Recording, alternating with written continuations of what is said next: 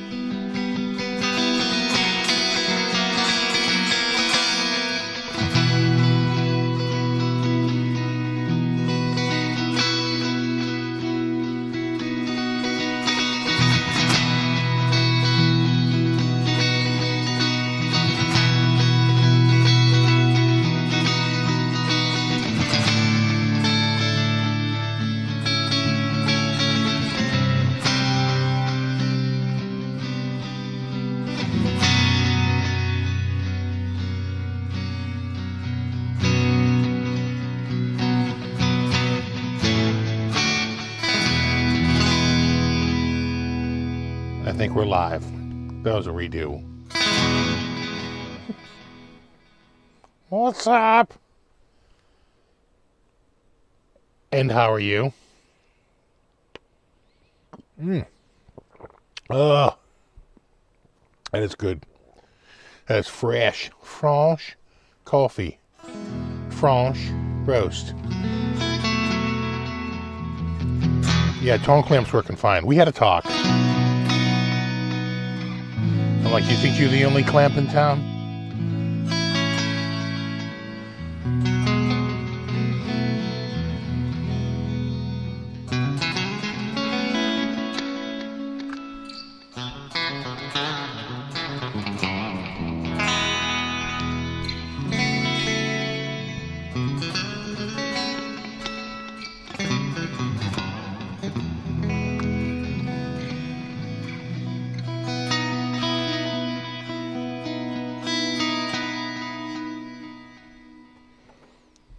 Oh, hold on, I just have to move this window slightly.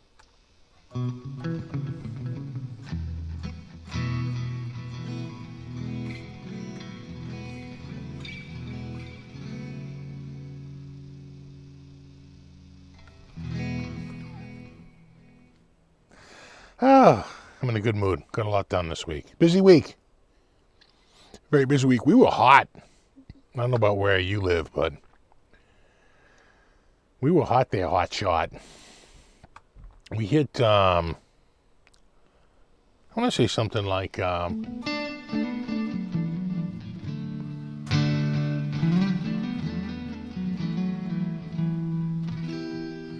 85 degrees.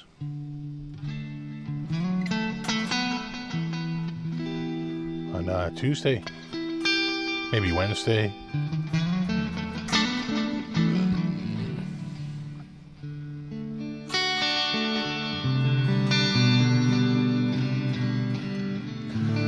Even Costco has a whole tone clamp section now. The Kirkland tone clamp, pretty good.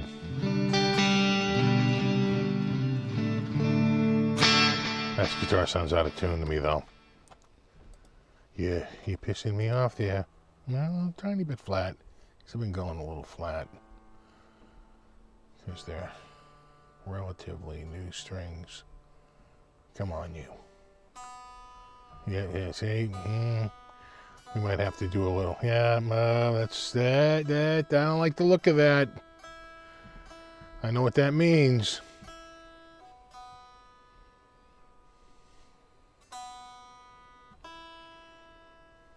Means we got a little pinch.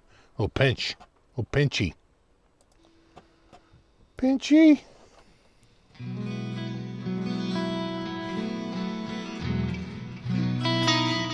Alright, here we go. Hold on. I'm missing some of these. There we go. I'm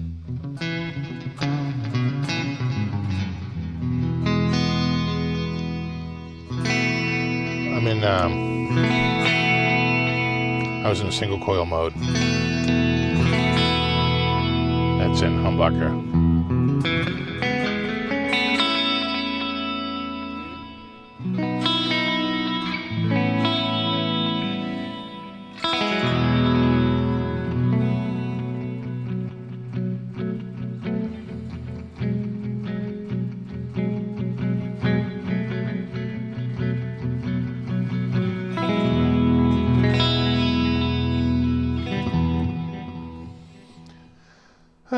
55 in Texas. Yeah, we've been around there, but we hit 85 the other day. Today I feel like we were more like 55.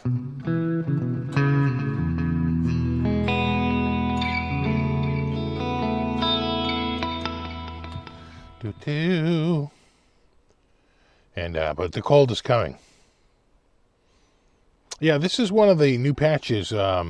I just got a new update for THU. And this is one of the new ones. It's got like a couple of Mesa Boogies. And they added a... They knew they had a good thing with that doubler, but nobody wanted it on all the time. It was a global. So they just took that and they made it into a pedal. Now, they don't say that, but I've gone back and forth between the global one built into THU and the one in the pedal, and they sound identical to me.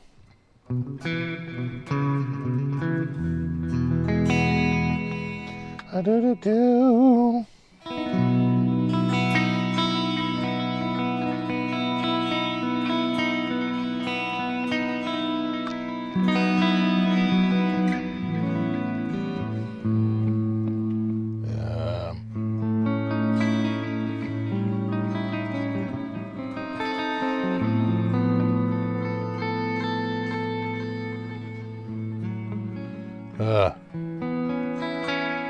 What do you want?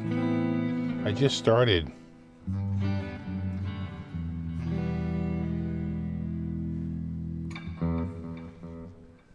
You better find something to do there. She hears me talking. I think that's Cutie. Buddy's back there. Buddy's right there.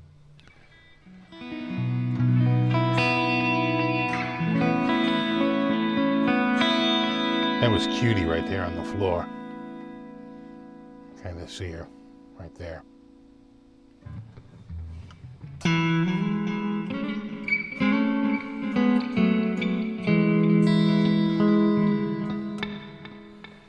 All right, who do we have here? We have a little Hody guitar, Liquor Master, Scott, Music Sound Gear, Rico B, Larry, Michael, Matt, Retro Puffer, Yeti Matzi,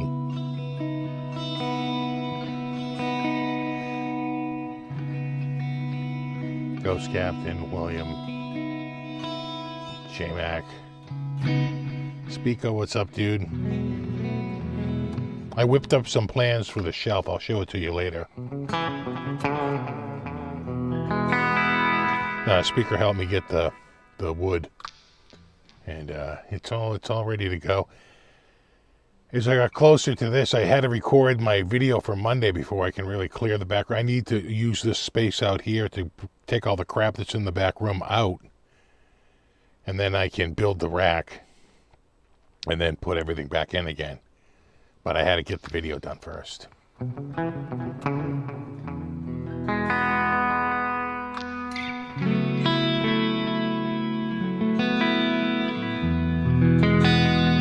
Yeah, it was pretty good. I fed the I fed like a string into Gemini, and first I had it make a diagram, but it didn't do that great. And then I said, we'll make a blueprint, and then it was much better.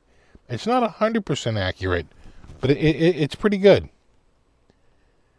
It's close enough to give me a rough idea.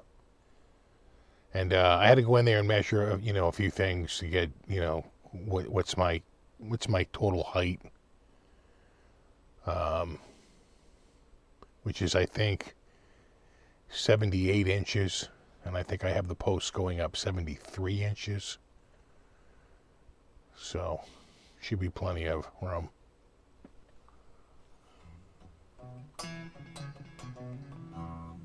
What's up, Zood? What's up, Tony? Made it just got released from the hospital. Oh no. Hope you're alright, dude.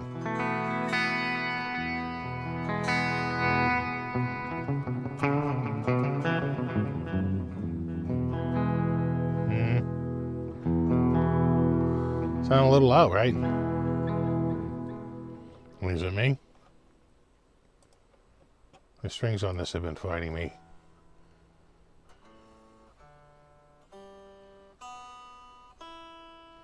Yeah, it's exactly what I... So what happens is strings are either going to go sharp or they're going to go flat when they go out of tune. You pretty much got two choices. When they go flat, you can understand that it's the string sort of stretching out. When they go sharp, it's because it's getting pinched in the nut slot. And so what happens is as you bend a note,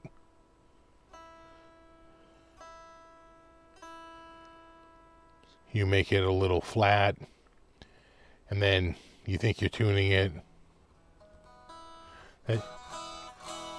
That should be good. We'll see. Because I think what's happening is there's extra tension up here after I tune it. And as time goes on, they finally reach equilibrium after playing it a little bit. And there's a little bit more tension up here and a little bit more slack here. And then it works out. You fix that by lubing the nut.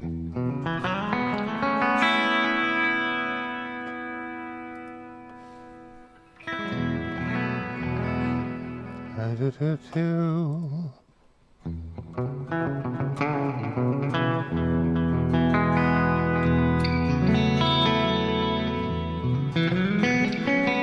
machines probably slip. Well, then it would be flat. It's sharp. They've always been sharp. That tells me pinch nut.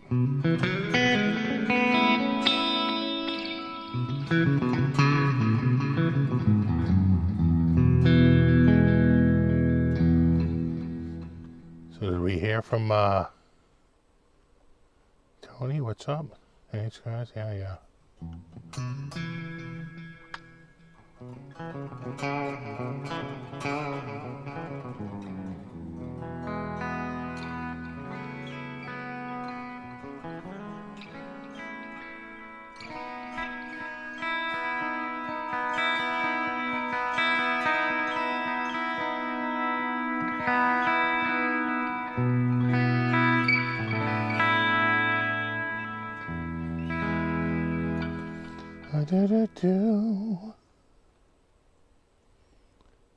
I had to cut some nasty stuff out of you. I don't like the sound of that either. That sounds serious. Could be very serious. A sinus infection you can't pray. Yeah. It's that time of year. Thanks, Christopher. Finally got a haircut. My wife is going crazy. She's like, hey, yeah, you get a frickin' haircut? Cat butt. I have the window cracked but not open.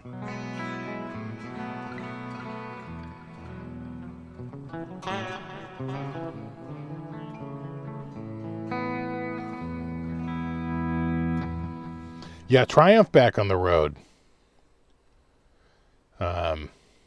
God, I loved them back in the day. The one thing I really remember, and some of you might remember the same thing, was Rick Emmett had everybody was doing a Starlix tape, or some sort of Tony Iommi had one. There was a whole bunch of them out there. Steve Lukather and Rick Emmett had done one, and I learned more from Rick Emmett's. He covered so much ground. It was really good. I just remember learning a couple of little jazz runs and playing them in the store, and some of the teachers were like, "Hey, where did you learn that?" I'm like, Rick Emmett video. VHS. I'm like, yeah, that's pretty good. I'm like, yeah, see, I didn't even have to go to Berkeley. I watched the Rick Emmett video.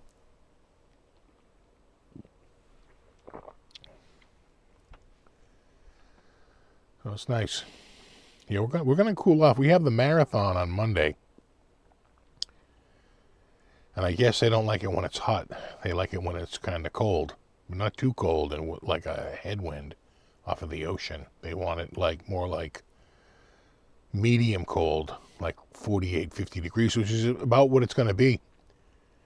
It's not going to be like 35 degrees and brisk. It's going to be like, you know, moist and like 48, 50 degrees. And a little tailwind, slight tailwind, or at the very least a slight crosswind. So, we'll see what happens.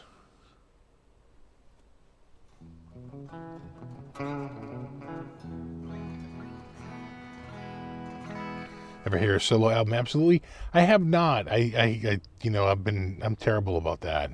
I should look it up though, because I have that stupid Amazon, like, unlimited mega music that I never use. And it cost me like, you know, it started out at like $12.99 a month. I think now it's $21.99 a month. Or maybe even more. $23.99, because I got the family plan, but they're all telling me that they moved off of Amazon and they're using, I think, Spotify. So I should cancel the family plan? I don't know.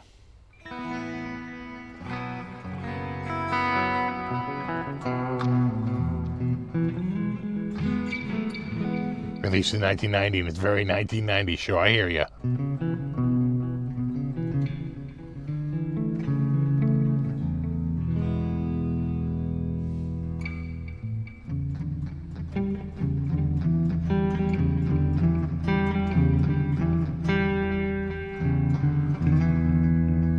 Yeah, I've been liking, there's a couple of patches in the update that were pretty cool.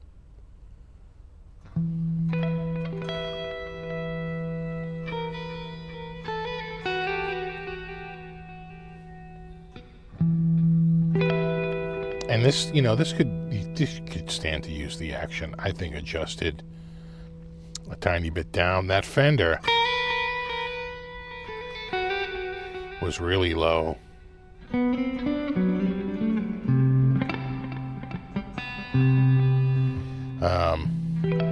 I just shot Monday's guitar. I won't reveal the brand, but I would say that it's without a doubt the best feeling guitar of the last three. Of the Fender, this guitar, and the one I played today. I'd say the one I played today was the best feel. And I'd say the Michael Kelly's the cheapest. And I want to say the Fender's in the middle. And the one I played today was a couple of $100 more. None of them are over $1,000, but this is more like under 500. That Fender's more like $679, something like that. $649. And the one I played today, I want to say is $999, $950, something like that.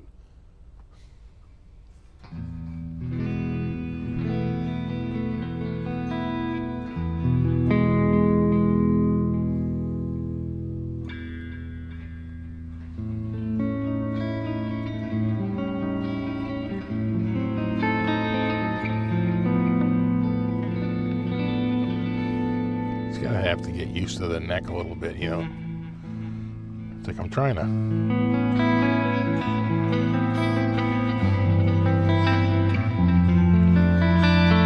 Maybe these strings are a little tightly spaced.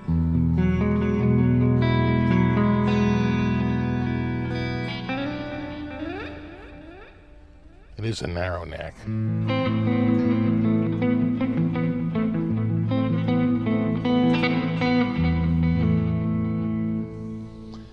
New Guitar Days by Personal Situations. Guitar of the Week 90. I've been dreaming about Kramer's. Oh yeah, did you get one of those? Was it the Volante? What did a Kramer the 84? Oh nice, HH. Yeah, Floyd Rose. There you go.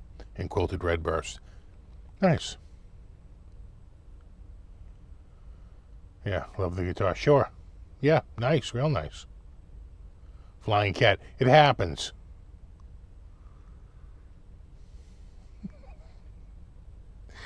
It happens.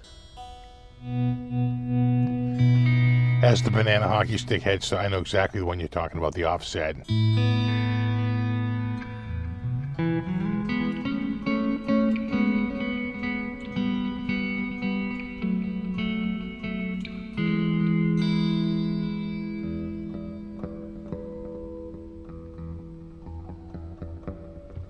you ever want to go on a Monsters of Rock cruise like they had last week, I don't know. Part of me says no. It's kind of cramped. You're kind of stranded there. And there's been no shortage of outbreaks of like, dysentery on friggin' night. Everybody's suddenly got the runs. And God, what a freaking nightmare. You know you've heard of them. I know they're rare. That's the only one you know of. All the other ones that quietly just happen you never hear about. But still, it does give you a little bit of pause. So as I was saying earlier, I think THU. I got an email. THU's running a sale. They do it. I always tell people never pay full price. They're like, oh, I love the sound. I want to get THU. Yeah, but it always goes on sale. At least 4 or 5 times a year they have a sale. So just wait a few weeks and it'll be on sale. And I got an email saying it was on sale. So if you've been holding out for THU, it's probably not as good as, say, the Black Friday sale. Probably save another 10 or 20 bucks. But still, it's like almost half price or close to half price. You've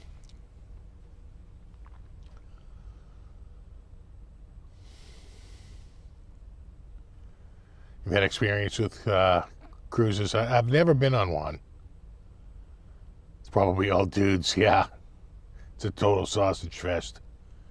Sea wind cannon, overpowered body odor, I'm sure. And they have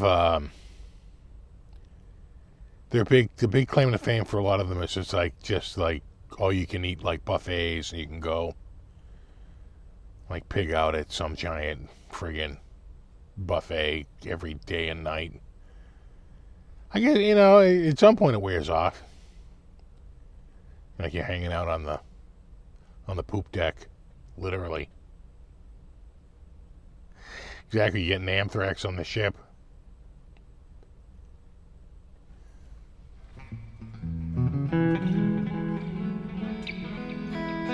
Yeah, I literally had the central air on this week, couple days.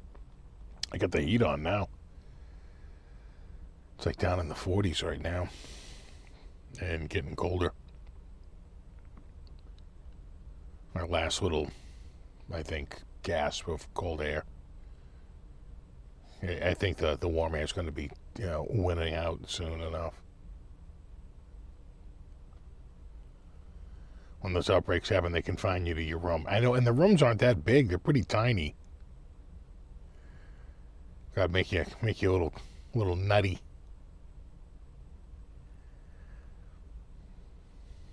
I doubt you get your money back. You probably agree that that's possible. And assume the risk. Crazy. What's happened this week? Yeah, it was the hottest. What did they say Tuesday was? It was the warmest it's been since like November, like the first week in November, which also hit like 85 freaking degrees. She's a little kooky for November.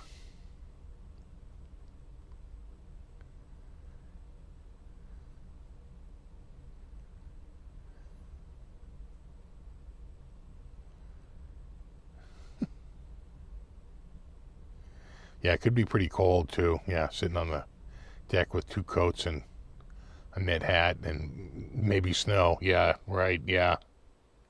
Everybody thinks it's going to be some tropical paradise, but you go in the winter, it could be cold. Especially if you go up in the summer, you take an Alaskan cruise, it can get real cold out there, I'm sure. You've had cruise sickness on the ship, no fun. Yeah. Yeah, pretty much it's an explosion. Oh, I've been there. I've had kids. Let's run through the friggin' schools and then run right into me. I remember there was, I guess it's like a norovirus going around. It's funny because the week I got it, Bubba Booey Fa-Fa-Fo-Hi got it too. He's like, he goes, I am like pissing out my ass. This is like, he goes, it's like so, he's like, I'm throwing up. I got diarrhea. He goes, I said, dude, I am there. He's like, he was like completely knocked out by it. I said, dude, I seem to know exactly what you're going through. I wonder if his kids were in school and he got it through that. It was a long time ago. This would have been like literally 20 years ago. Yeah, Bubba, bad news. Yeah. No, we both had, I swear, it was the same friggin' thing. He was describing it. I said, no, yeah, that checks out. Yeah, that sounds about right. It's like, I lost like 20 pounds in 3 days. Like freaking crazy. Yeah. It happens, though. It happens. You have kids in school, and they're going to bring home disease, That just happens. Colds, you get colds more frequently. I think one time I got the flu, and I swear I got that from NAM. And I came back and I had to do something like outside. It was really cold, late January. And I had to do something. It was very physically exerting, and it was outdoors, and I was so run down. And I was like, oh, this doesn't bode well. And I was sick for like weeks. I never get sick like that. I might get a cold for like less than a week, a few days, and then it's over. But no, that was real bad. That friggin' flu. That was the worst. Now, what else did I do this week? I had a big, I have a big project I've been working on in the dining room, which many years ago, the roof, it has like a jut out. The roof up there was leaking. And I believe it was a Christmas day. Merry Christmas. That we were having this crazy windstorm. And not only did the roof leak, because it was so friggin' old, but it drove the water in like almost all the way across to the other side of the dining room from the wind. So the streaks were like, the dining room was like 25 feet wide, and a good 20 of it was water stained. And the part that was near the window was so friggin' water stained that just like huge peels of not plaster, but paint came down, and it was completely yellowed. And I had to put buckets down. It was leaking through the roof so friggin' bad. And just a few weeks later, that would have been Christmas. I think it was February, because it has to be above a certain temperature to put a rubber roof on. And we had a warm up. We had a February thaw, and those guys came out. That was so much work. They did so much work to do that. I also had them pull the fascia board off and replace it with the composite material, because it looks amazing and it'll last friggin' forever. And so they reconstructed the gutter, and they did all that. And that was short money. That was a little over a couple of grand for the whole thing. That was a lot of work. They were here for 2 full days, a crew of 3. And I was shocked at how much work they friggin' did for that amount of money. And, but I still had the ceiling still looked like shit. And then here, years later, I finally said, listen, I got to do this friggin' ceiling. And so I started to do it, and finally sort of finished it up this week. Got to do like a billion, mazillion, gajillion friggin' coats of paint. Probably should have done a coat of like oil-based paint, just to act as like a blocker, shellac, right? Something like that. Just something to act as a blocker. But it's going now. It seems to be holding up. It's been pretty good. And, to touch up and all that stuff. And finally get the dining room table back in the dining room again. And we have like a bay window there. That's the little roof that was leaking, the bay window roof. And, those windows are so old, they need to be reglazed. Like the whole So you start with one. I'm looking at it, and the paint down in the, not the sill, but down like where the actual window comes down, right? I guess that's the window box, the very bottom of that. It was so old. I had one of those oscillating, high speed oscillating friggin' things, and you put a little scraper on it. And I mean, that's actually worked for me. And in another exact same situation, like a windowsill, like the inside there. And that paint was just too tough. I tried a little bit of sandpaper, and I was like, oh, this stuff is, here's your lead paint right here. This stuff, it is, kills. I should have. Yeah, no, it was cheap. It was $1,800, and then I had them reconstruct the outside with the, he was charging me $1,800 for the new roof. And then when I had them do the outside, he put the composite material on the whole new fascia board. Took all that off, reconstructed all the fascia board, redid the whole gutter and everything. And it was $2,300.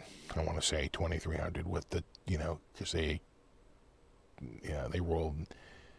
They quoted a little low, but then there's like tax on some of the materials that they get you on. But whatever. Whatevs, brah. I was pretty happy with it. Yeah, that's what I wound up using. A heat gun. Larry, that's exactly what I did. I remembered. I said, oh, didn't you buy like a $10 friggin' heat gun at Harbor Freight? I went out in the garage. It was right there.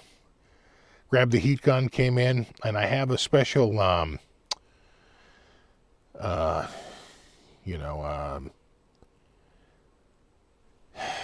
geez, what do you want to call it? It's kind of, it's like too thick to be, it's like a spatula, but it's like, what am I thinking of? I can't think of it. But it,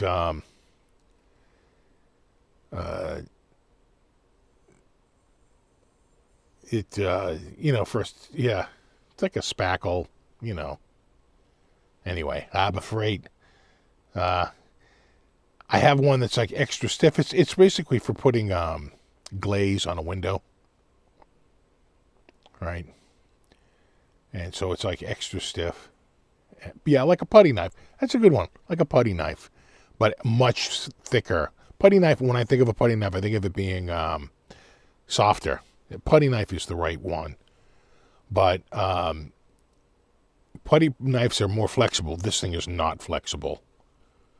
It's like freaking doesn't move at all. It's like totally like rigid. And it's ground down at the end like a chisel. And again, it's for doing, it's for putting glaze. Like a glazer's tool. Yeah.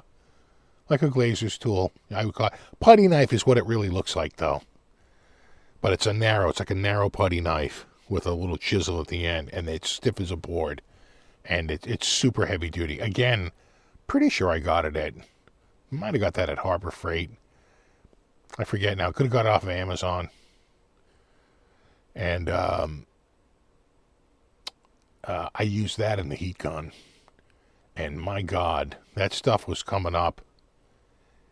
It was thick. Thank God I used the heat gun. Because I would have been there like forever trying to take it down with force, needed heat. Came right up. I was done in friggin' 10 minutes. Came right up. It was awesome. So I got one. I'll pull the windows out. You got to take the windows out. You got to pull the ropes out. You jam a screwdriver up into the wheel so that the rope doesn't go back in. You have to untie it. You take the window out. Got to use a little mini torch, little micro torch. Take all the glaze out. Scrape everything down. Probably sand it really quickly to get it ready for a repaint. And I might have to use the heat gun again. Right, if the paint, it gives me a hard time, but I don't think so. The windows look pretty clean. And reglaze it, repaint it, and then I got to throw them back in again, and I have to do that for 4 windows. And there goes my summer.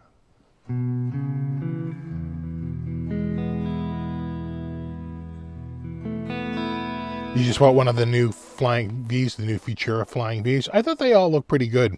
We should check those out real quick.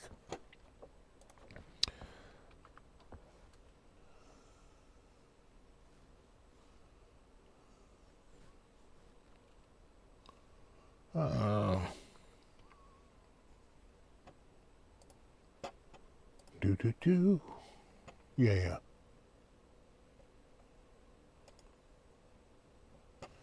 Yeah, hold on. Hello. Yeah, so they have a bunch of new ones. New Explorer. New Epiphone colors. In Firestorm Shift and Dragonfly Shift. So they call them shift, but they're flip-flop, right? That's what we would call the flip and the flop. Right, new RDs and new LPs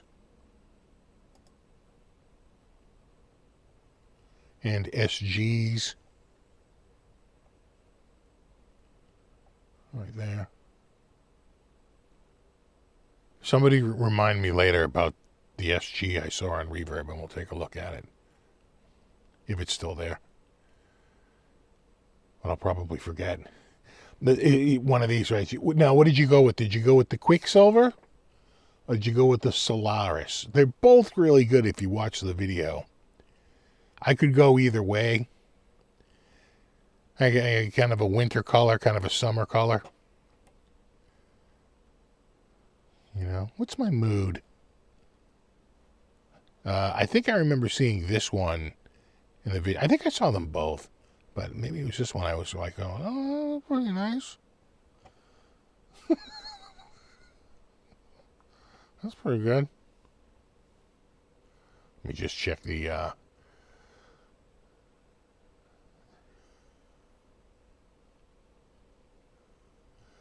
Use a heat gun in the middle of winter to find a front tooth lost in a road hockey game. Oh, my God.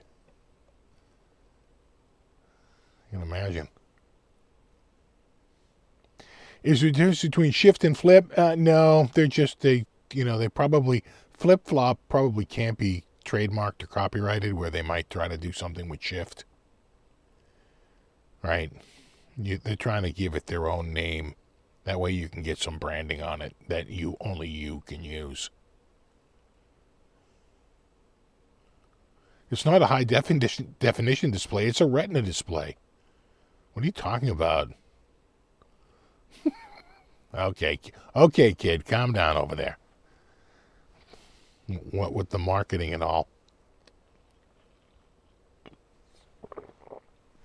It is Saturday night already.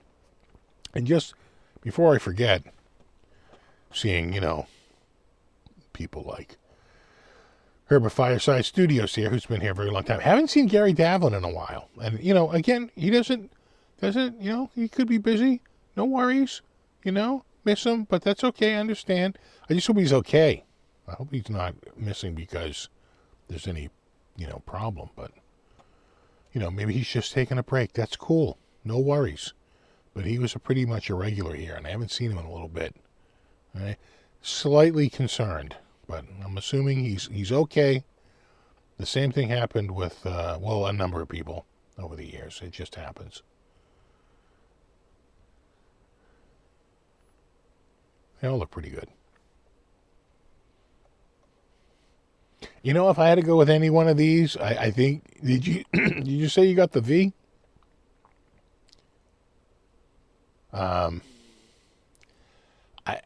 I think I'm liking the V too, because it's pretty, I don't know, it has a look,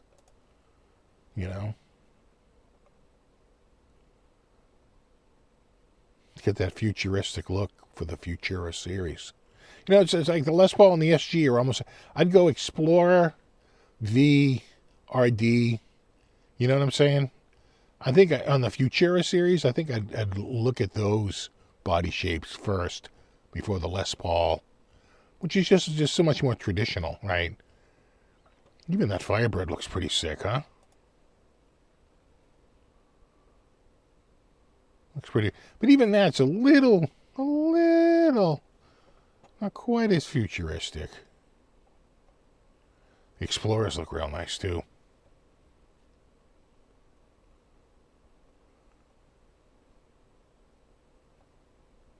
You are. You can see the color looks blue at one angle and green at the other. That's the shift. That's it. Yeah, I think of all these so far, I'm leaning like Firebird, Flying V, and Explorer.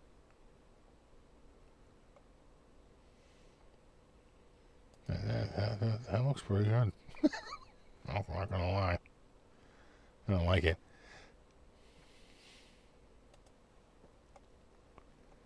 I kinda like it.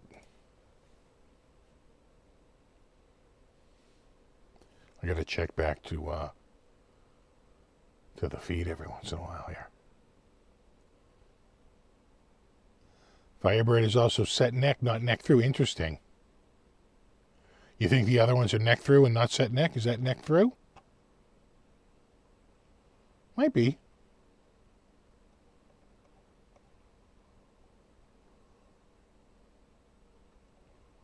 You say under the neck? No, glued and set neck. At least on the V, too. Unless you're talking about a different brand, different guitar.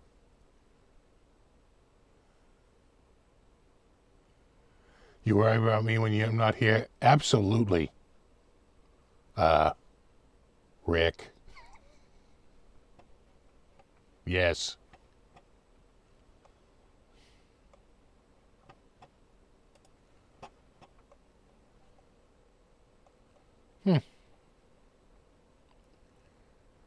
Yeah, they all look pretty good.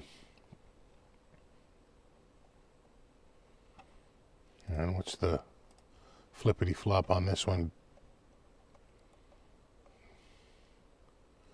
Well, kind of like a yellow. Right? Orange and yellow. A little gold, a little orangey. And then yellow in the opposite direction.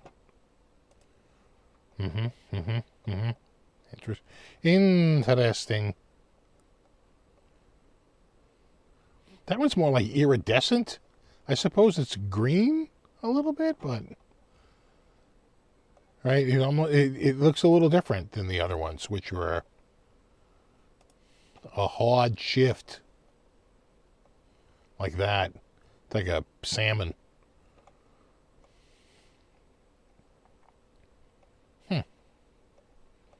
Again, not as strong as of a shift compared to, say, something like that. That's a big difference.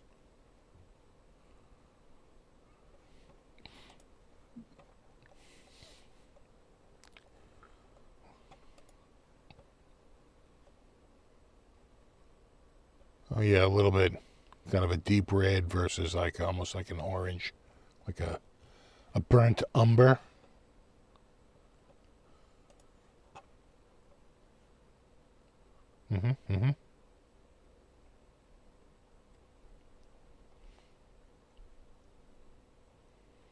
Yeah, not bad. These were just announced. I got that. I got the email. They look good. I think of all of them, I'm kind of liking this V. This one's sort of sticking out to me. And I think I'm kind of liking... I like this one better. Kind of a blue-green. Or... I might even go that. I like the gold look.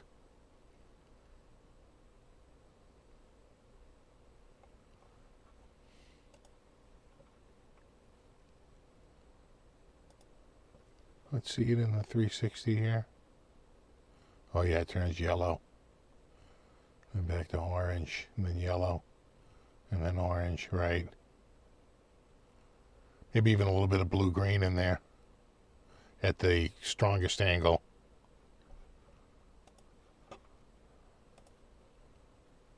What's this one look like?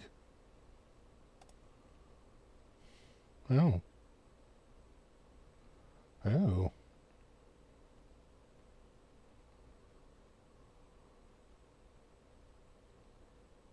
I kind of like it. I kind of like it. What about that V?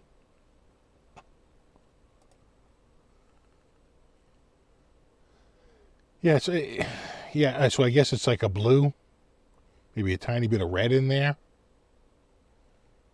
It's a little bit more iridescent than straight up color shift.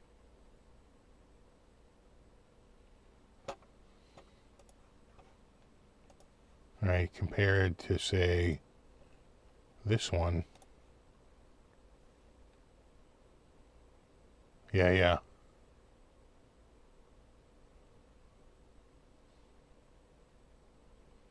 It's still nice though.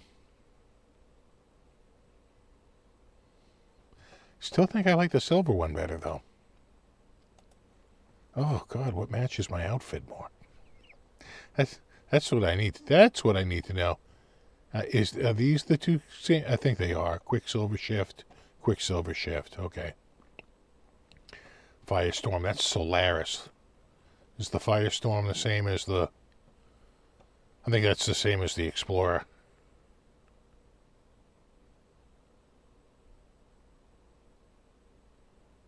Looks good though.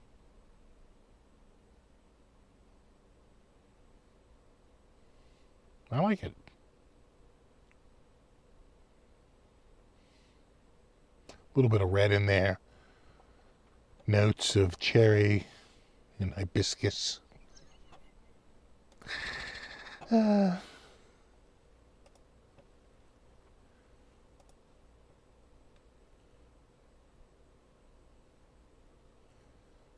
So is it like gold and red? Or like an orange?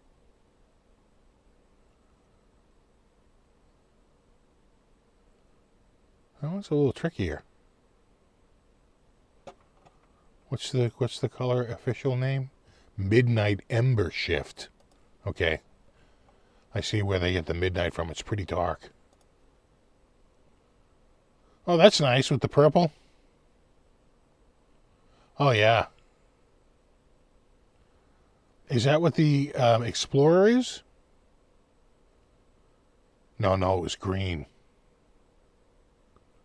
Oh, I kind of like that one. Jesus.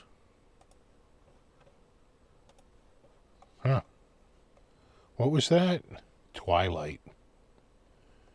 Anybody else doing a Twilight? Oh, yeah. RD. Oh, yeah. Yeah. Right. Purple and blue together. The Twilight. Yes. Oh, here you are.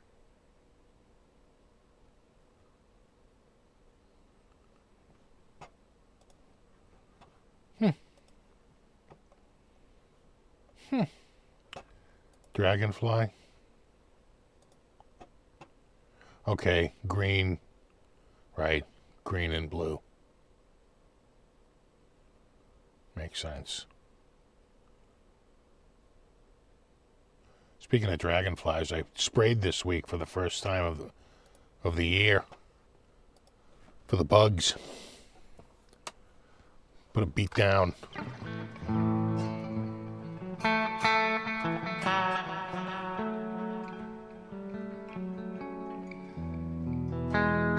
No love for the ESP35.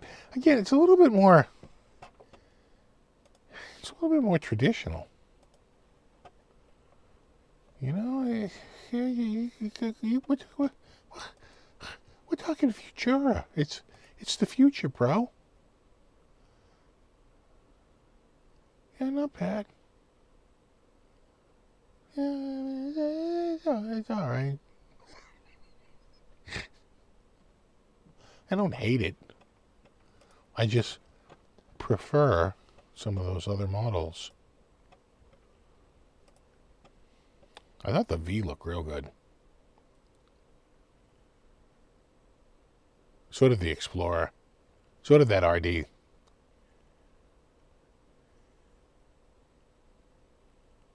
You know, it's nice. It's nice.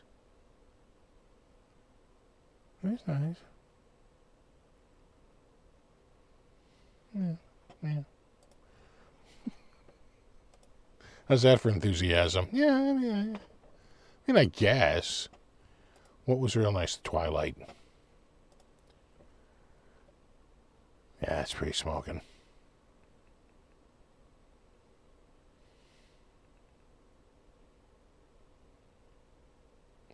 That's pretty nice. But I look at all these and I'm kind of drawn to this one. Which, you know, might be the plainest of them all. One was real pretty. The other, kind of plain.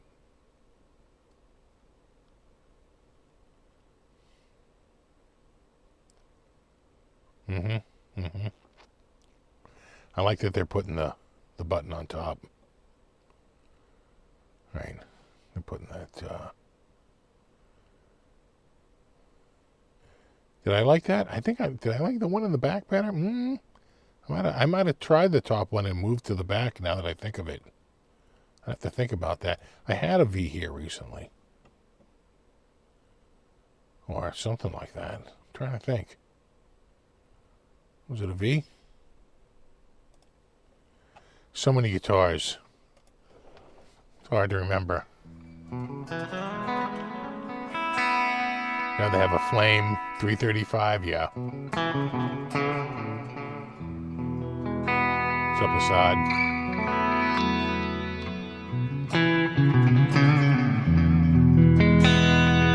Slip off my lap? Unlikely. I never play a guitar without wearing a strap.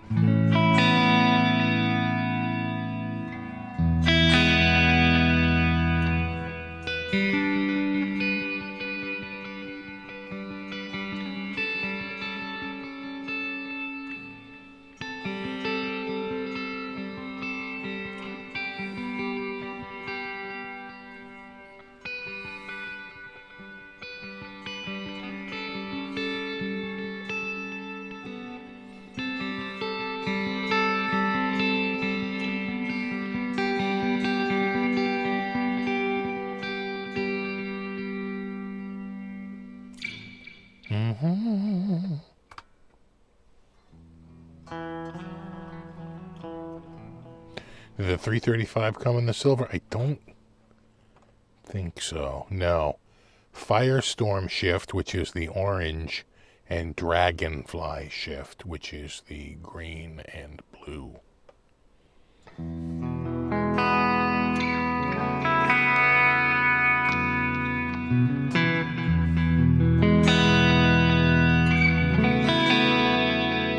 Oh, that sounds good, man.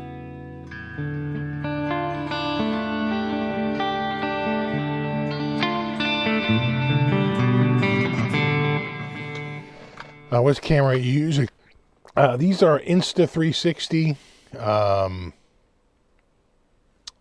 What do they call these?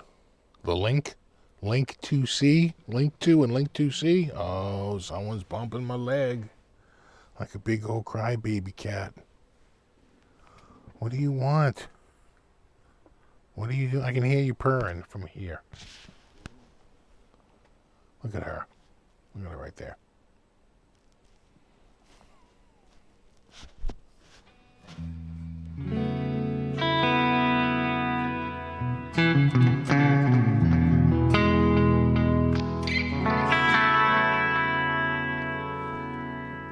Put it on single coil.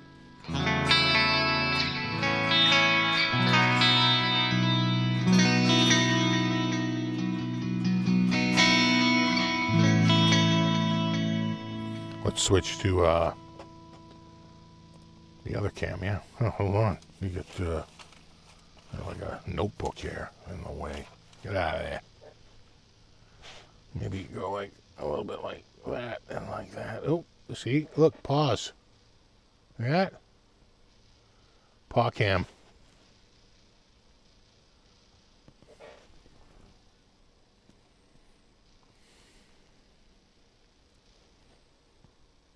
Do. Do.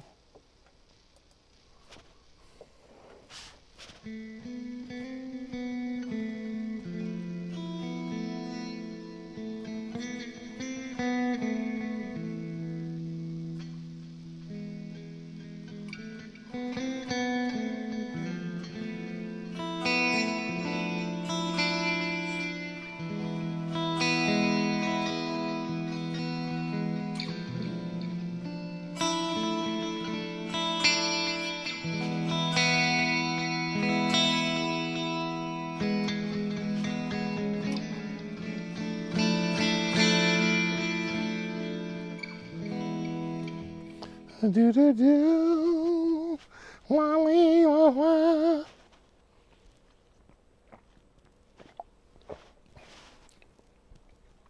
What else? So, working on the window. And got one major accomplishment done this week. New rear brakes on my SUV. It's a 2007 Lexus. And you pull into any place with a Lexus, and, you know, you're getting friggin' raked over the goddamn coals. And so I wound up picking up the rotors and the pads off of Amazon. Pretty cheap. It was like $90 for 2 rotors and full set of pads for the rear. I needed to do the rears right away because they were friggin' grinding. I was grinding a pound every time I friggin' stepped on the brake. I was it was so over it. So I knew I had to get those done. So I actually have a friend out in Central Mass. I wound up just driving out there and doing it there because he had everything. And good thing I did too, because it was a little tricky getting the emergency brake lifted. And we did, though. To the internet to the rescue. Where's the adjustment? It's a little star wheel on the bottom. Okay. Turn it clockwise if you want to release, and counterclockwise if you want to engage. Okay. And so we figured it out. And so that was good. And I actually just ordered new rotors and pads for the front. The rotors will be here tomorrow. It's actually delivering on a Sunday. And then the pads came today. And I wound up going with, on the rears I did ceramic, but on the fronts I'm doing semi-metallic, because fronts are like 70-80% of your friggin' stopping power anyway. And I was just worried that I was going to put ceramic in there and you're going to rip right through them. So I wound up going semi-metallic for the fronts. Should be good. I do a brake flush too. I don't think so. You know, Lexus is kind of weird. Sort of like self. We might have. I don't think we had to bleed him or anything like that. Never had the line open. He just had to, and he was worried about, compressing the calipers back down. But he goes, "Oh no, these are going right down." He's like, "These are fine. These are all set."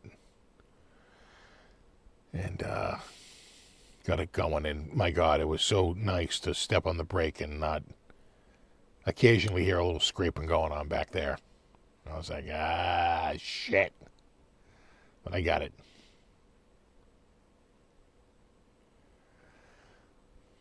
I recommend Amazon parts for a lot of my customer parts.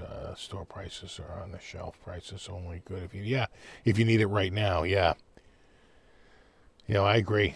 I wound up getting the front rotors. I want to say $75 for the pair, and then I spent another $25 But another, yeah, so a little bit more for the fronts versus the rears, but I went semi-metallic instead of just straight up ceramic.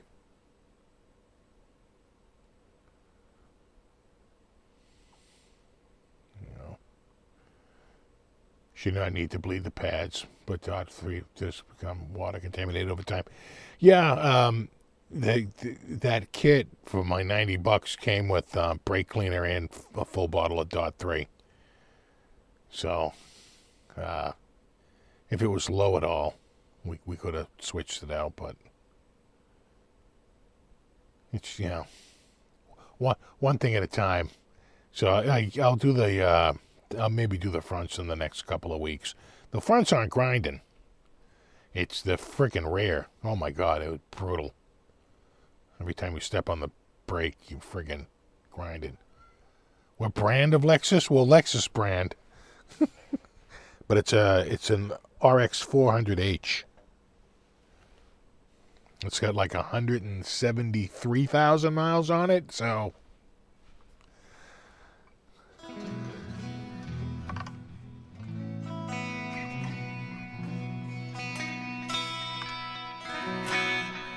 replace the side boots too. I don't think we had to replace the boots, but he did notice.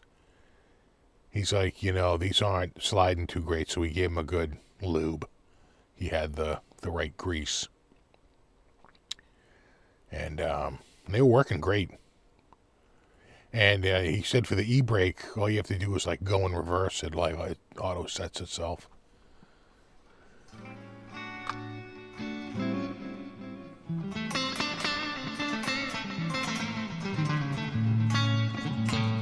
Can't go wrong with Toyota or Lexus. It uses the same part for a bunch of cars in both lineups. So it was for the RX 350, the RX 400H, like the Toyota Highlander, like 3 different Highlanders. It fit like a half dozen cars. It wasn't just my car. When I got the brakes for the Impala years ago, which that car's long gone, but at the time, on Amazon, it was by far the cheapest way to go. And I went to get it, and at checkout, they were like, oh, there's 2 different types of rear brakes, drum and disc. I'm like, well, they're definitely disc. I can see they're disc, but what they meant was the e-brake. Was the e-brake drum or disc? And I chose wrong. It was a drum. And so they showed up, and we were like, oh, shit. So I had to go out. I spent as much on those 2 rotors. I think maybe even a little bit more. I think, than I did for all 4 rotors and all 4 pads from Amazon.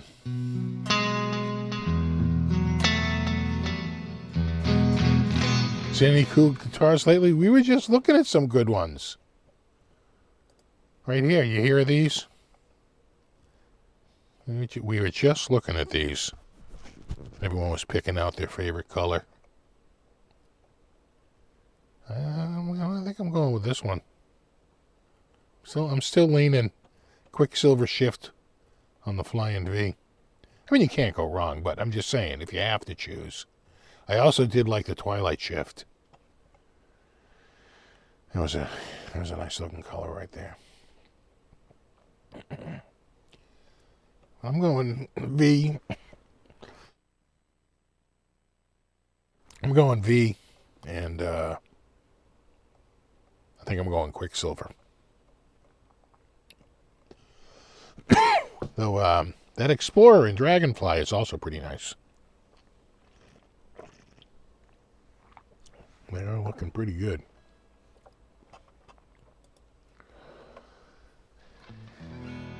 Use the 65 behind you on the couch over there. So yeah, it's behind the couch. It's actually on a Fender 4x10 cab. I broke that out about 6 months ago. Just to see if it still worked. I haven't played it in so long. It was okay. I was running through it. I found a little delay unit to run through the the effects loop. It does not have stock PV speakers in it, and I want to say it has, well, it's got one speaker. It's, I want to say it's an Eminence, like snake bite or something. I gotta have to look.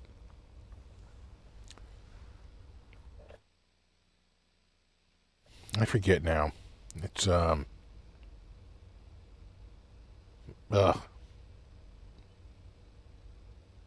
can't think of the name of it. It's Eminence, though. It's an Eminence speaker.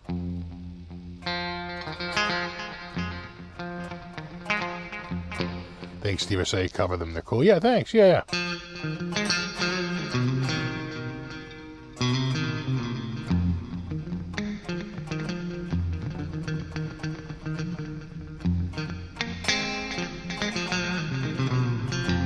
I am using THU, but they have these new patches. I've been kind of digging them. We could try a different patch. I'll do it.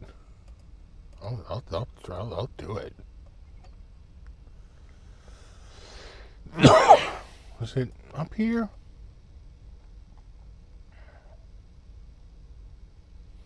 What the hell was the name of that? Hold on.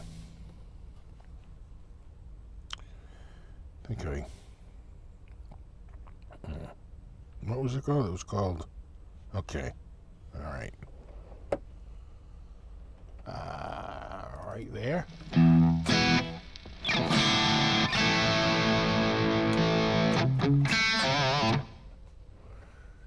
It doesn't sound right though. I think it's got other effects.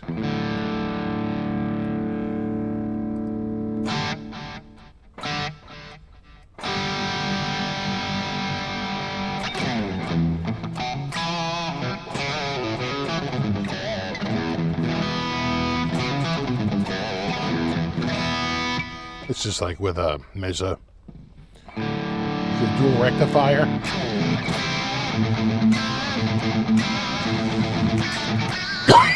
Hold on, Jesus! I got like a freaking coffee grind stuck to the back of my throat.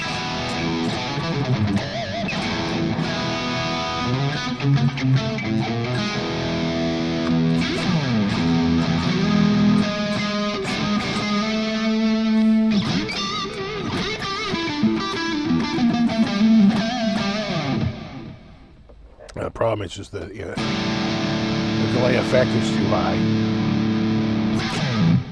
There you go.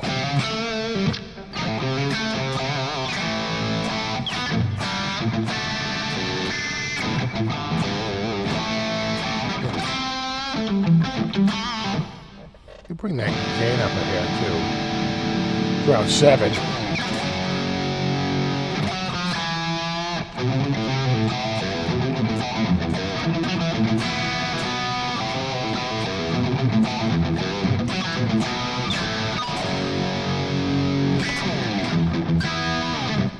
Yeah, that sounded much better.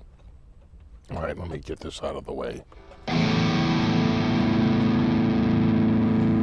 that up just I'm going 12% and not 1% more.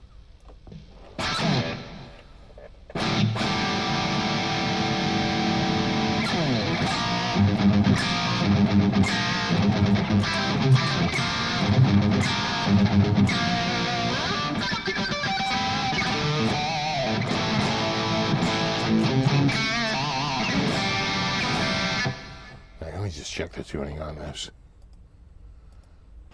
Well, it's a tiny bit flat. A tiny bit flat. A tiny bit flat.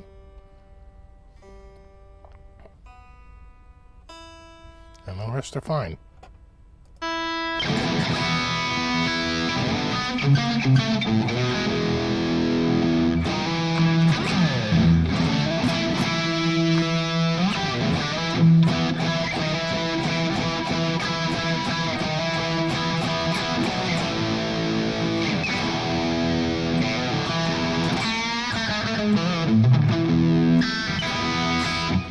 Yeah, that works.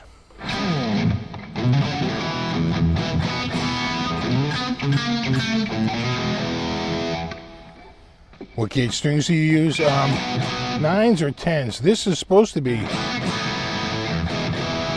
strung with 9s, but that high you use, there's no way that's a 9. That's a 10. So someone must have had this guitar, broke a string, and then just replaced that 9 with the 10. That's all they had.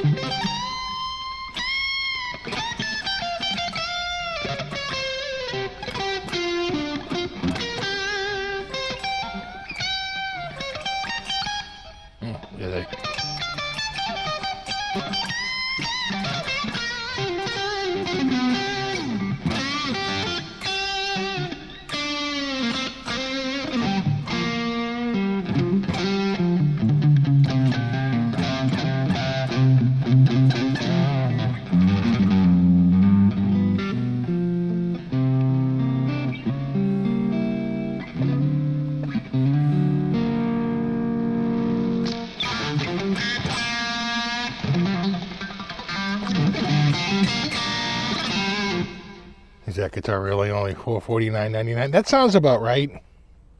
Though someone was saying they think this guitar has been discontinued, which has happened. I've definitely gotten guitars and found out that they were on the, the reason they were in the clearance section was because they're being discontinued,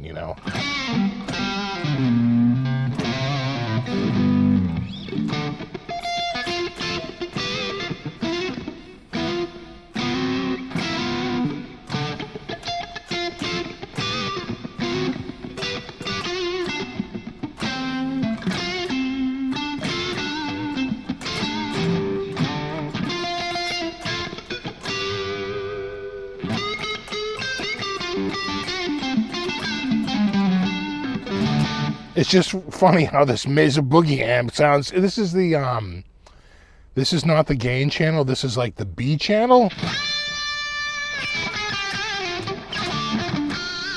I just turned the humbucker on.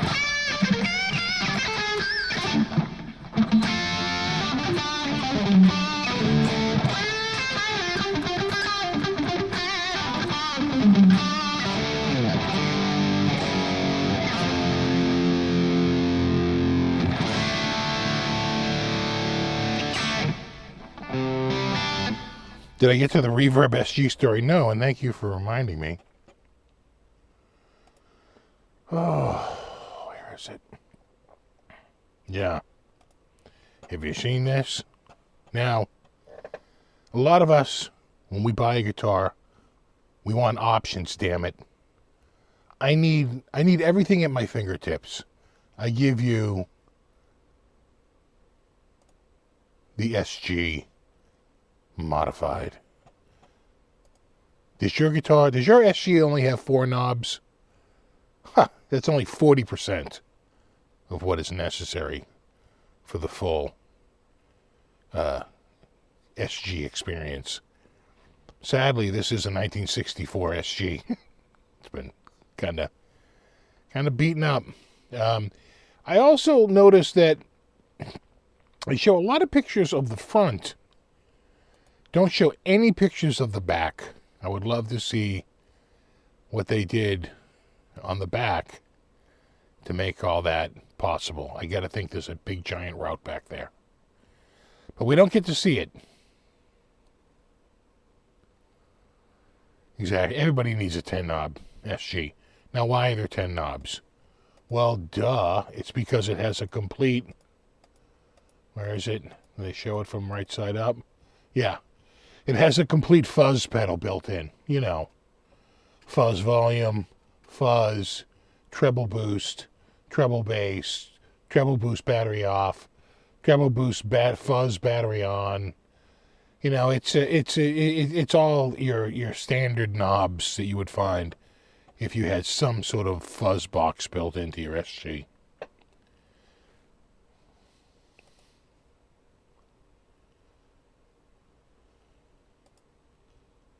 If you listen on a quiet night when the wind is just right, you can still hear the tears.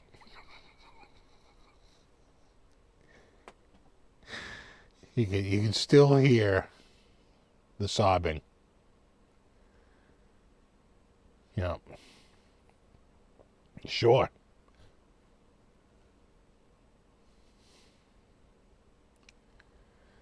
Yeah. Gonna have to get the rust proofing. Those fuzz boxes, they'll rust right up on you. I think it is it's a friggin' 64. Guy wants almost 10 G's. 5 people have it in their carts.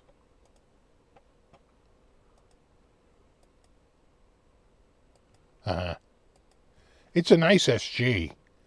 You know, what except for the... And the fretboard's been lacquered.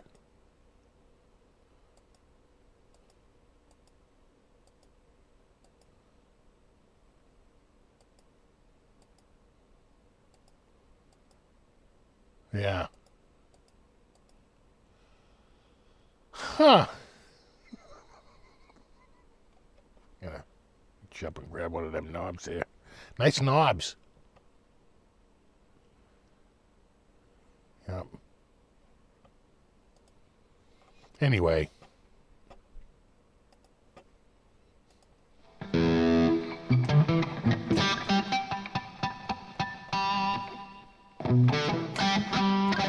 I'm no rocket surgeon, but isn't 10 better than 4? Sure.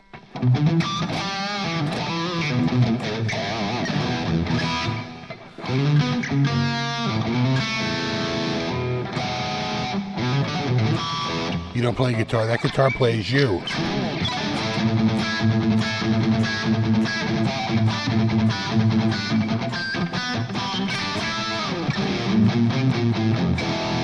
Exactly $10,000. It's only $1,000 a knob. That's just math.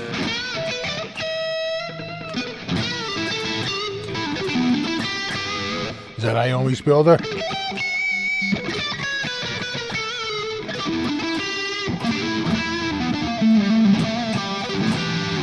Again, I would feel much better about even considering that guitar if I could see the friggin' back of it.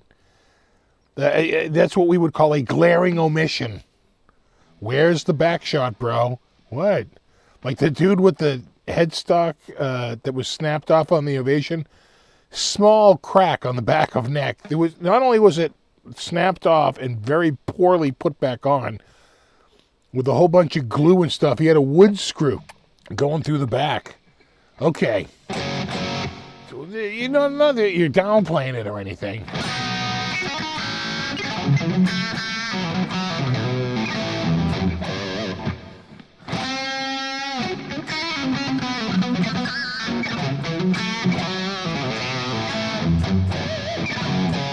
Ten knob SG and AI song could be.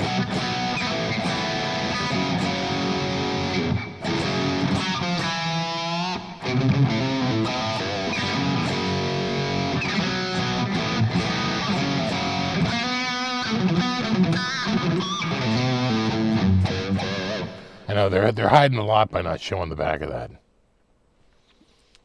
It feels like a glaring omission. Really? No one wants to see the back of a guitar? But anyway.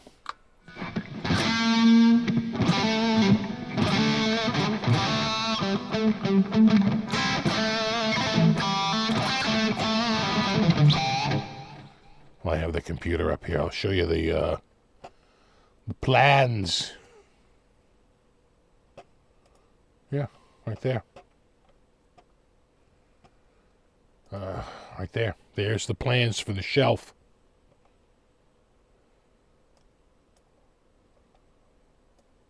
So it's pretty good.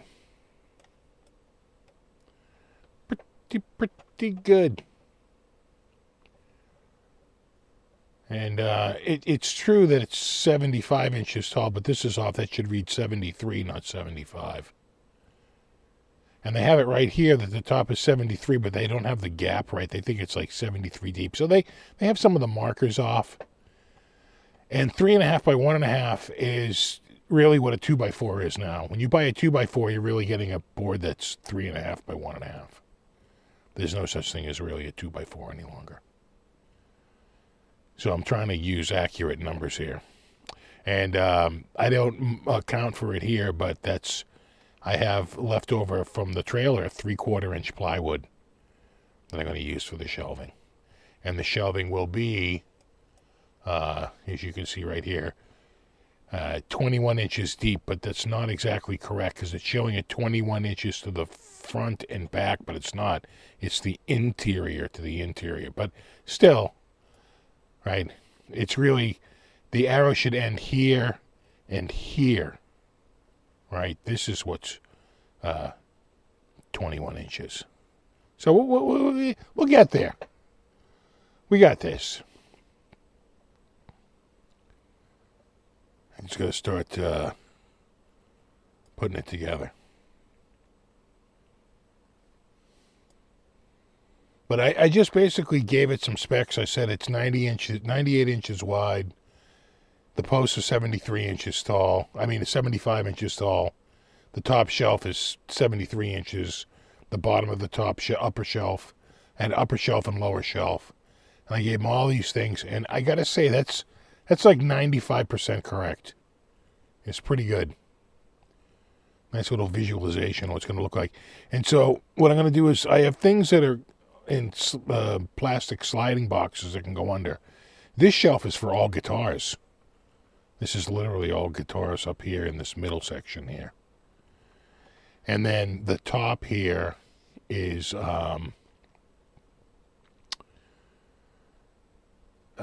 for like empty bags, miscellaneous goods that can just go up in this top shelf, because the ceiling is like another 4 or 5 inches from this.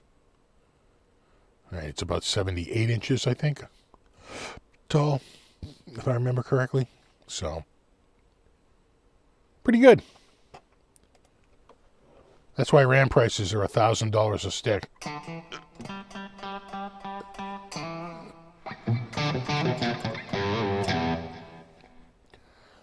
Hope the cat doesn't knock it over. Well, I doubt it. It's going to be pretty heavy.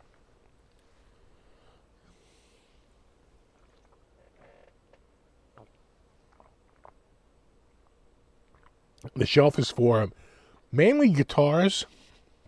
I have them up on platforms now, but I'm leaving out all the area above the guitars. And so I'm going to have guitars on the middle shelf, right? On the floor, there's really no shelf down there. Underneath the lower shelf, I can put things in like boxes and slide it under. It's an 18-inch height. And then the top will be empty gig bags, like miscellaneous things, you know. And I'll probably put it together with, you tack it together with brad nails, and then I have a framing nailer that I can use to hammer it home once everything's sort of like roughly in place. And, you know, there's little tricks. You got to like get a couple of boards together, and then when you do the third one, you got to put a, you know, basically a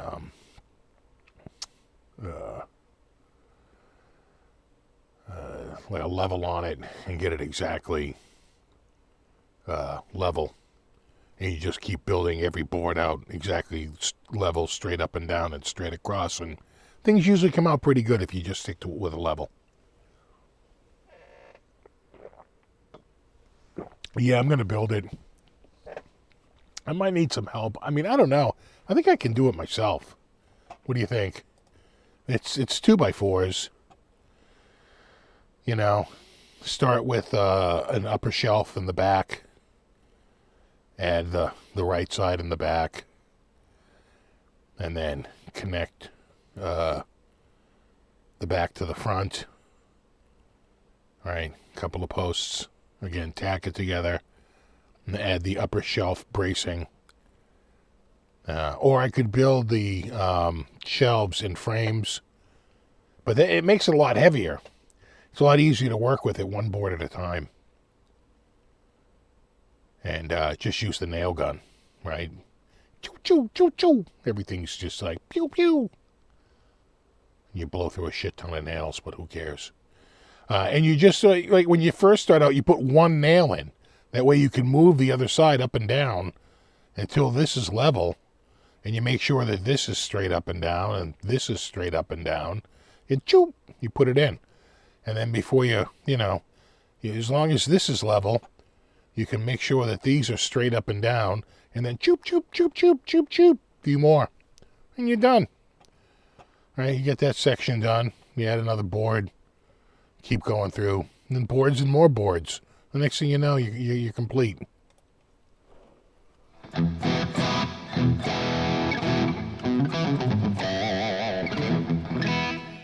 If you screw it, you can disassemble it. You know what? I will probably... a couple hours, no brain. I think so. I could use screws, but I don't know. Sometimes I think framing nails are stronger, right? I feel like screws can break off under enough pressure. And framing nails are just so much more robust as in terms of fixing stuff together.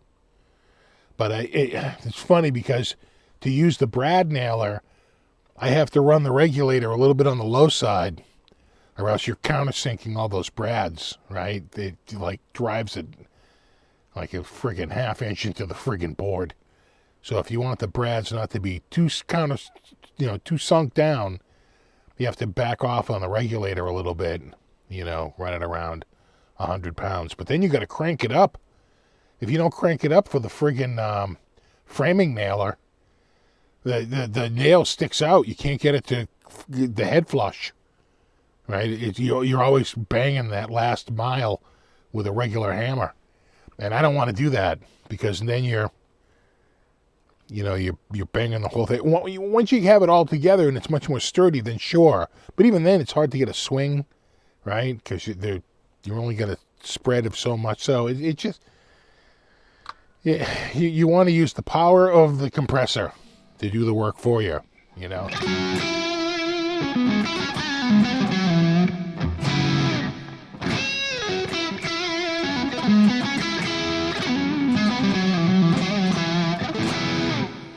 correct that screws don't have shear strength, but you're not talking enough weight to be of concern. Yeah, you're probably right. I mean, what are we talking? I think it's about... I'd have to think about it.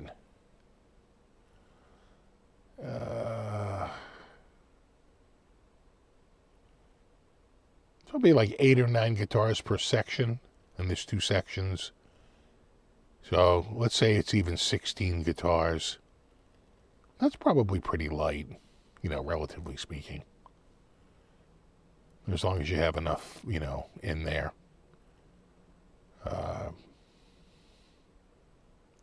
At least a couple per post. And I'm going to have the center span post, of course, which will help take the weight off of any of the other, right? I didn't even ask it to do that. I was planning on doing this, but I didn't tell it. I just said the posts are this tall, and it knew to put a center span post in. Right? It's going to be like, this is too far without a center post. And I agree.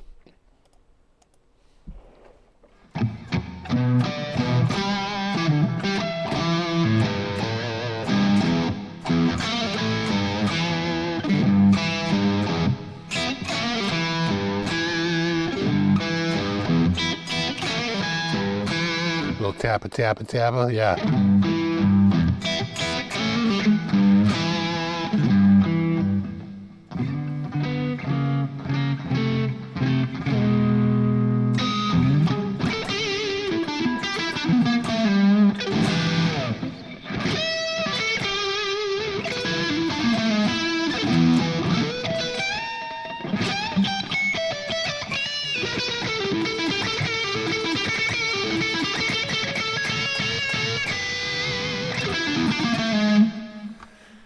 Yeah, the highest the water was down here was halfway up the second step on my stairs. So I think it's a 7-inch rise. So it's probably 10 inches. Maybe, yeah, 10 or 11 inches was the highest it's ever been.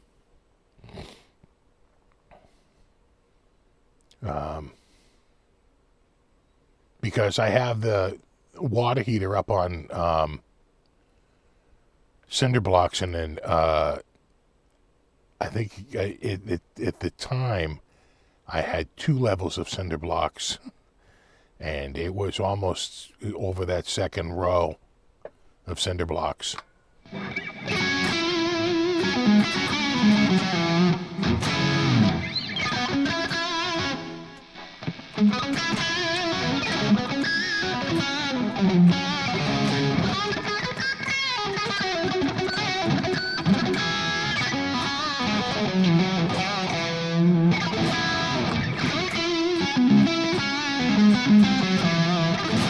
That's a lot of water, yeah. Oh, I know. There's a local commercial for people that do basement waterproofing, and they're like something like do you like freak out every time you hear heavy rain in the forecast? I'm like, I do. I really, really do.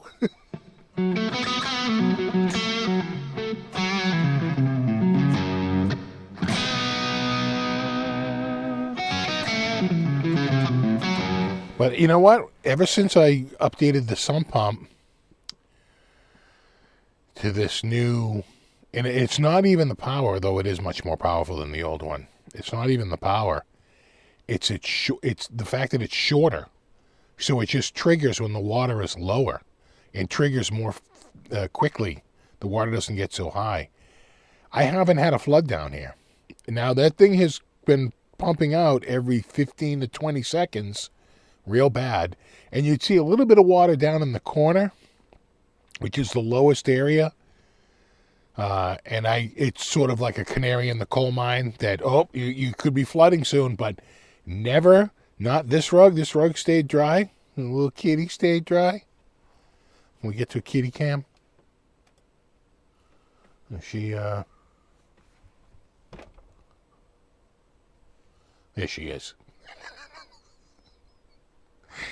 That's cutie. Right? Right, you little pooper? You gonna look up there? Thank you.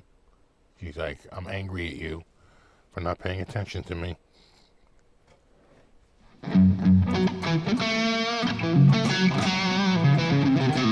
Exactly, it's game over for water.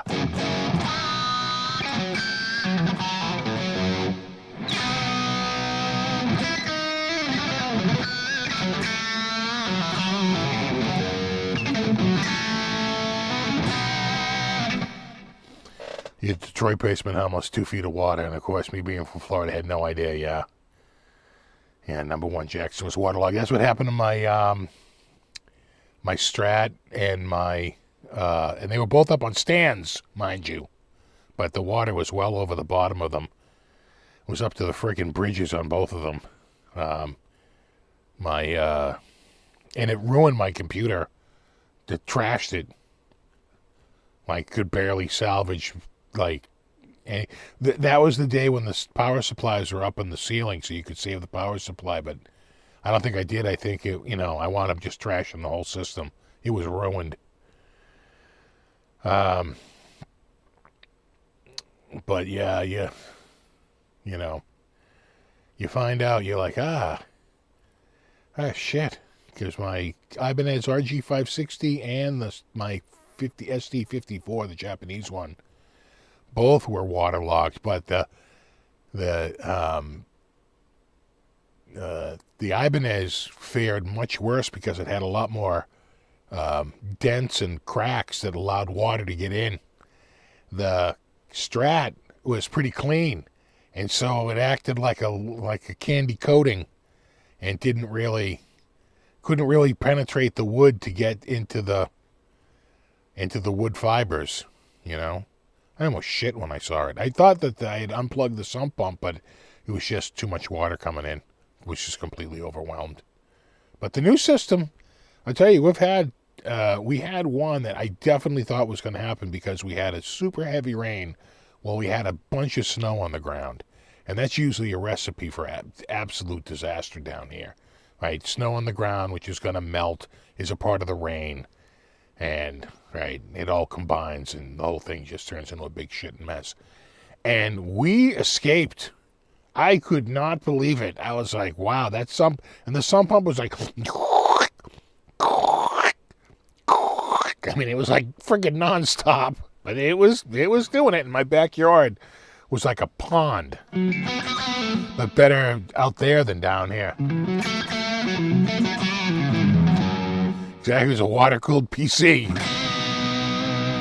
That's what we call direct water cooling.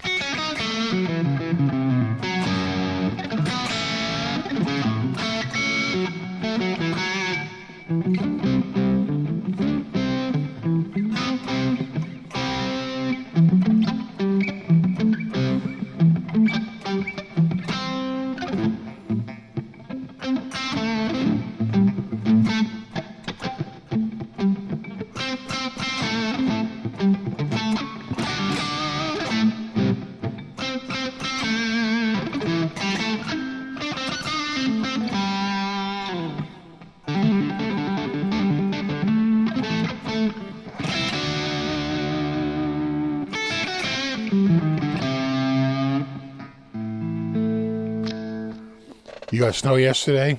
Weather's coming this way. I don't think we're going to see snow, but we are going to see much colder air. Certainly much colder than last week, but this is that time of year where we start trading warm weeks and cold weeks, and then there'll be no more cold weeks. It'll all just be friggin' warm. And I'll be bitching about the heat in friggin' August. Exactly. Benefit to the polyfinish. They both had polyfinishes. It's just that the Ibanez one had a lot more dents, a lot more breaks in the finish. And it allowed the water to get in where the fender was in much cleaner shape. And it just acted like a prophylactic.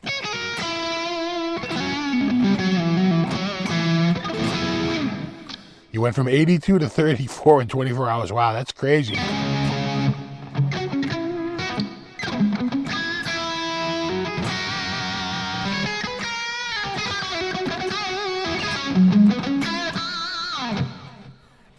So another thing that sort of came up with this week is I got the new projector, and it's been pretty awesome. I love it. It's been great. But when I was playing like videos off of the USB drive, I noticed it would be like a little jerky, like it was dropping frames, or it was like playing catch up, right? It was like resyncing or something like that. It was making me crazy. And one of the video players, so I had a couple of video players. The one that came with it seemed to do a little bit better job, but it's a pretty lame player. I can't remember where you were in it. It's very difficult to access the subtitles and the alternate audio tracks if you want to run the alternate audio tracks.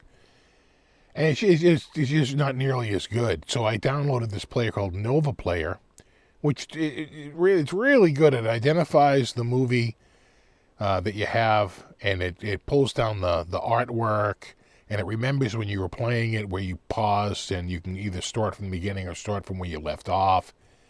You know, it's really good, but it was freaking jerky.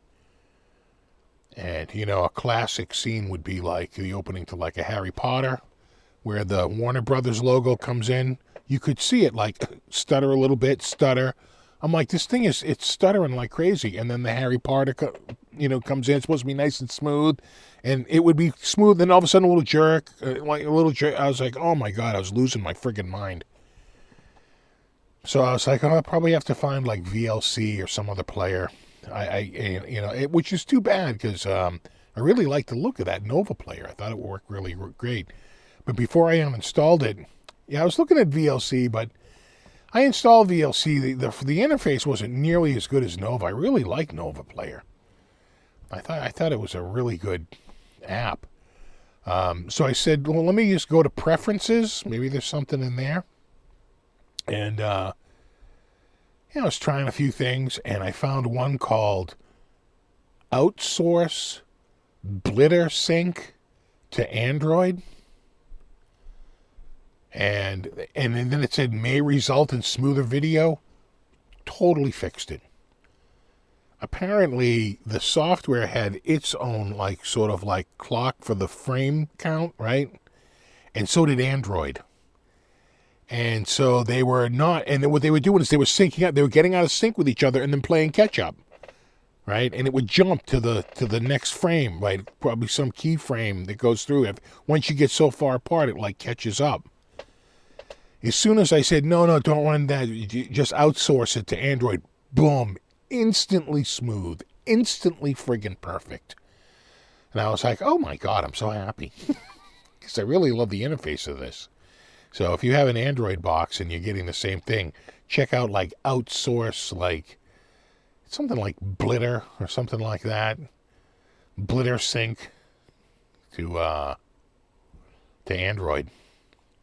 And friggin' work perfectly. I was like, yes. And I did a couple of key scenes again, like the start of a Harry Potter. When I streamed it, because we pay for every frickin' streaming service. When I would stream it, it would be fine. Because clearly the app, was working with Android, correctly. But Nova wasn't. And again, it doesn't really know what install it's getting and what, they know it's Android, but which version and, what implementation. So setting that was an instant friggin' fix. I was like, oh, yes, thank you. Am I watching Bruins playoff games? I don't think I can unless they're on. The only way I could watch them would be if they were on,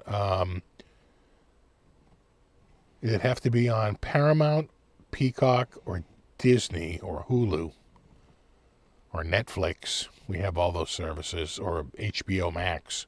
We have all of it. And then, if not, then it would have to be over the air.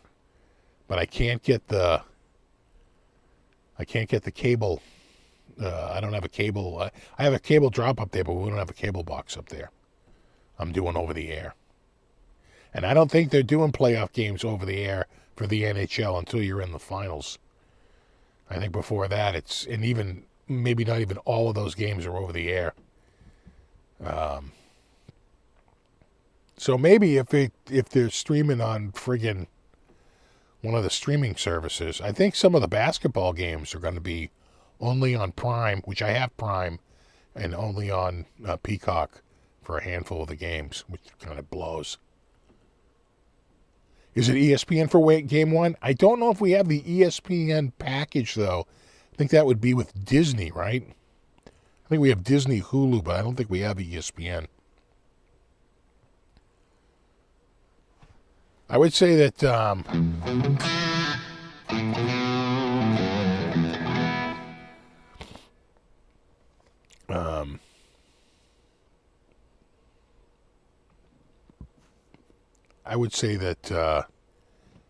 they all want to move to streaming at some point. It looks like it's all going to go behind a friggin'. It's all going to go behind a paywall at some point.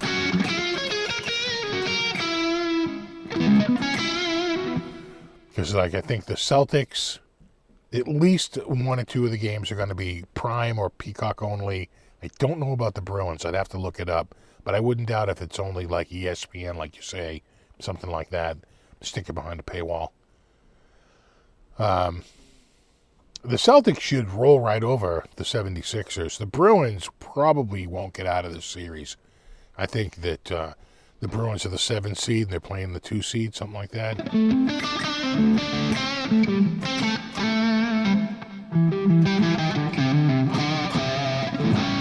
2 words, Arcadia.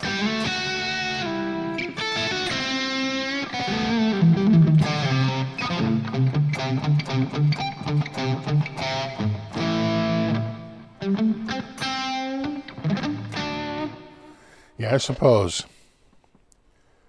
There is some VPN somewhere to get me in. Yeah, I'm in the local market. Sure. Yeah, the old WSBK TV38. Yeah, you could count on it.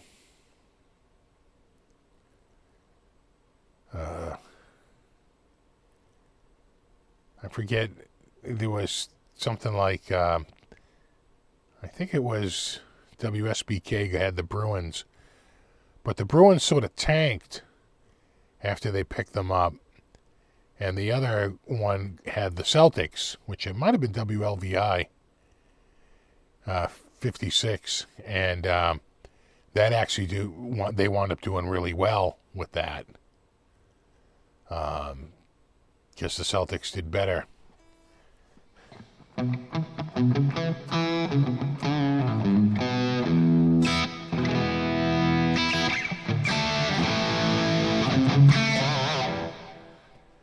There was another guitar. Is it up on reverb?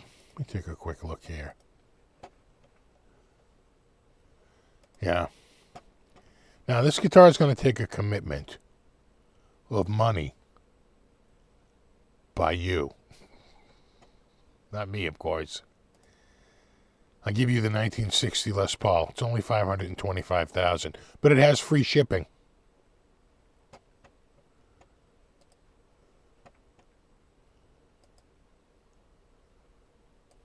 Nice top. Some tops become part of our shared cultural heritage. That's how that friggin' thing's gonna read. Some guitars are just guitars. Others are a part of our shared cultural heritage. This is one of those guitars. It's giving me agita. It's gonna be falling over. It's gonna rip your Marshall over. Nice looking top.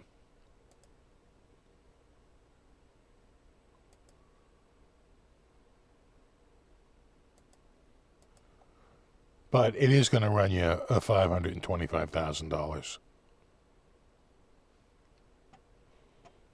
So, only one available and 8 other people have it in their cart. Sure. I just wanted to see what it would be with the tax. We throw it in the cart. How much is this going to cost me?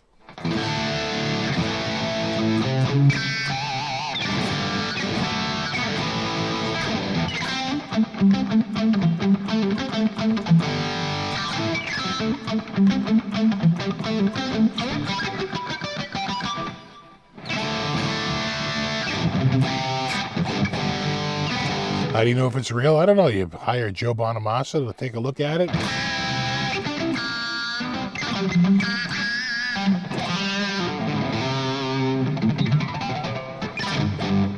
You don't really know, unless you know. But I don't know. I wouldn't know what to look for.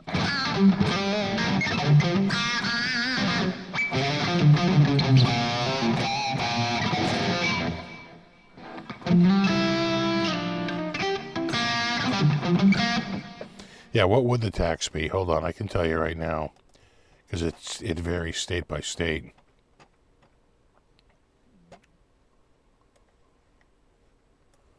Oh, that's the wrong thing. Hold on. Right there. Oh, Jesus.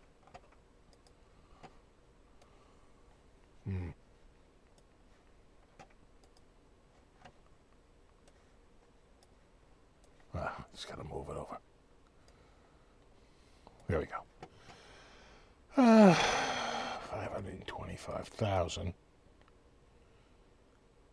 times 0.625. No, I did that wrong. 0, 0. 525,000 times 0.00625, right? Or 0.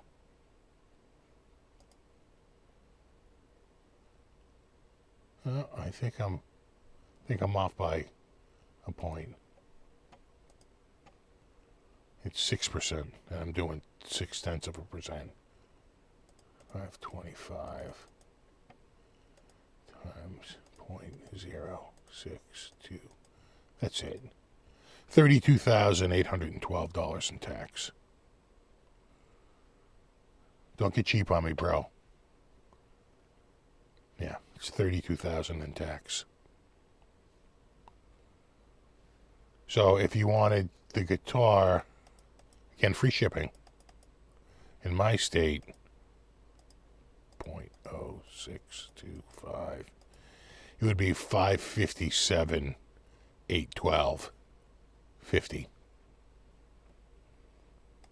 You could probably get a pretty decent. You could definitely get a pretty decent house in mid Mass for that, and a pretty decent condo in Eastern Mass. California tax would be really 9.38. Yeah.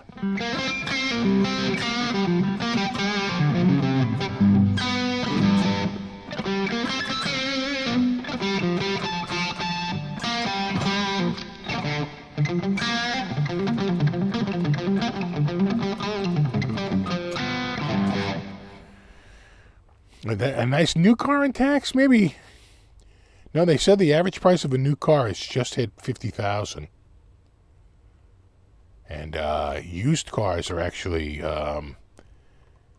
they're way up from where they were. God, there was a spike around the pandemic, but since then, because there was a huge drop in inventory, because people they were holding pat with the guitars they had. I mean, the cars they had, but.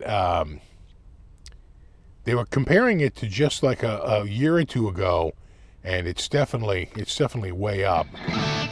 Like the average price is up like 17%, something like that. Yeah, so we're only at 6.25%.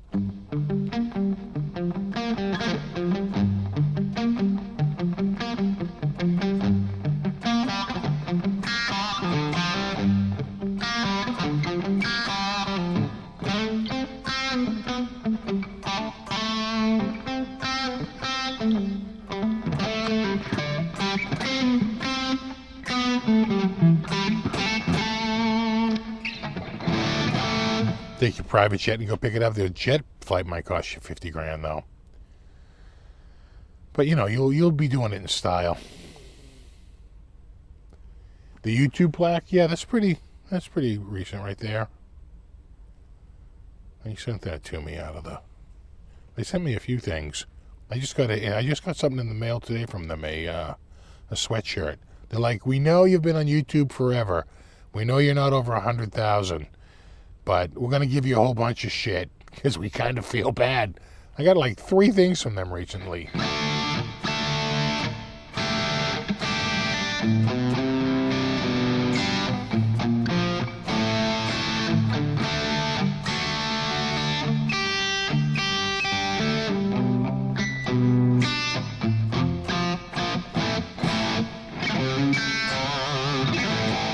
New Zealand gets 15%. Wow.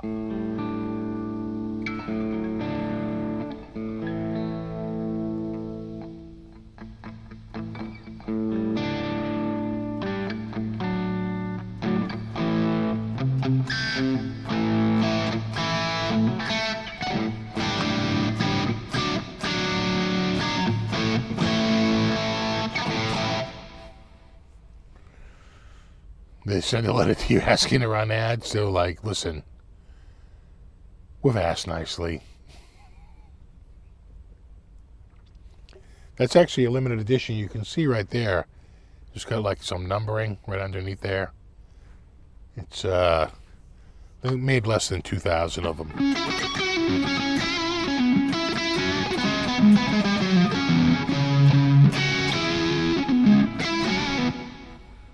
I think we tried to look at it before. And I go like, yeah, look at it. Right there.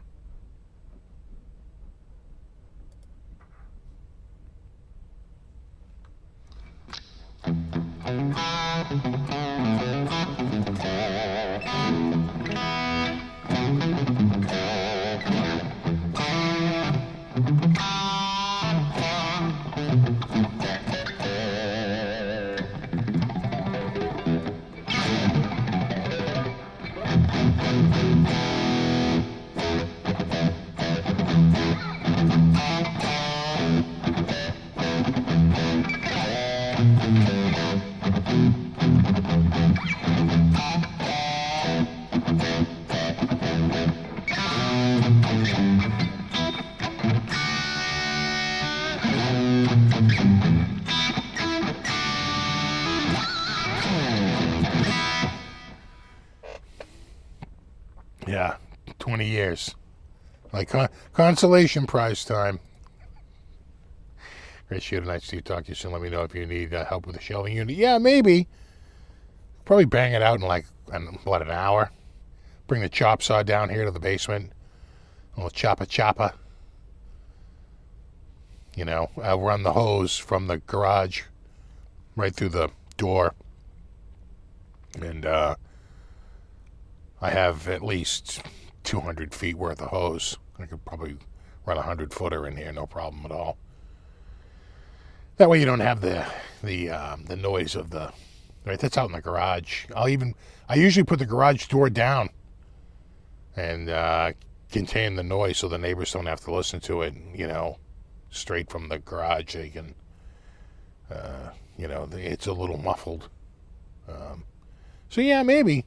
I don't know if you're around tomorrow or this week, but they can probably crank it out pretty quickly, actually.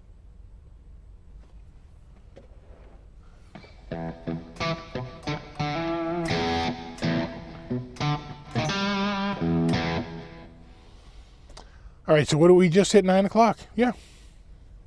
And just that quickly, we're at 9 p.m. Tonight flew by. Thanks for everybody for hanging out. Really appreciate it.